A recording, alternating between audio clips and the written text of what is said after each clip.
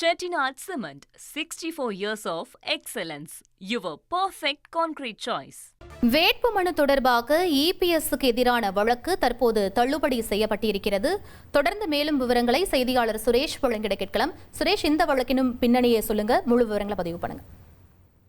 நடந்து முடிந்த சட்டமன்ற தேர்தலில் எடப்பாடி தொகுதியில போட்டியிட்ட அதிமுக பொதுச்செயலாளர் பழனிசாமி வெற்றி பெற்று எம்எல்ஏவாக பதவியேற்றிருக்கிறார். இந்த நிலையில வேட்பு மனுவில சொத்து வருமான விவரங்களை எடப்பாடி பழனிசாமி அவர்கள் மறைத்திருக்கிறதாக கூறி அந்த தொகுதியினுடைய வாக்காளர் சக்திவேல் பெருமாள் என்பவர் உயர்நீதிமன்றத்துல ஒரு வழக்கு தாக்கல் செய்திருந்தாரு. அந்த மனுவில் என்ன சொல்லியிருக்காருன்னா, எடப்பாடி பழனிசாமி தன்னுடைய வேட்புமனுல சொத்துக்கள் குறித்து முழுமையான விவரங்களை தெரிவிக்கல என்றும், அதே போல 2021 மற்றும் 2026 ஆண்டுகள்ல அவர் தாக்கல் செய்த அந்த வேட்புமனுக்களை ஒப்பீடு செய்தால் ஏராளமான வேறுபாடுகள், வித்தியாசங்கள் இருக்குது, உண்மை தகவல்கள் மறைக்கப்பட்டிருக்குது. அதனால இது சம்பந்தமா வருமான வரித்துறை விசாரணை நடத்த உத்தரவிட வேண்டும் என்ற ஒரு கோரிக்கை அந்த வழக்குல முன்வைக்கப்பட்டிருந்தது. இந்த வழக்கு தலைமை நீதிபதி சுஷ்ருத் அரவிந்த் தர்மாதிகாரி மற்றும் நீதிபதி அருள்முருகன் அடங்கிய அமர்வுல விசாரணைக்கு வந்துச்சு. அப்ப வருமான வரித்துறை தரப்புல ஆஜரான வழக்கறிஞர் ஏற்கனவே இதே போன்ற வழக்குகள்ல விரிவான உத்தரவு பிறப்பிக்கப்பட்டிருக்கிறது. இந்த வழக்கும் அந்த வகையில விசாரணைக்கு உகந்தது அல்ல. இது சம்பந்தமா தேர்தல் வழக்கு தான் தாக்கல் செய்ய முடியும் அப்படின்னு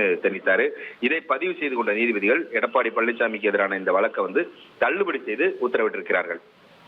விவரங்களுக்கு நன்றி சுரேஷ். வேட்புமனு தொடர்பாக இபிஎஸ்க்கு எதிரான வழக்கு தற்போது தள்ளுபடி செய்யப்பட்டிருக்கிறது. முக்கிய செய்தியாக பார்த்தோம். Chettinad Cement, 64 years of excellence. Your perfect concrete choice.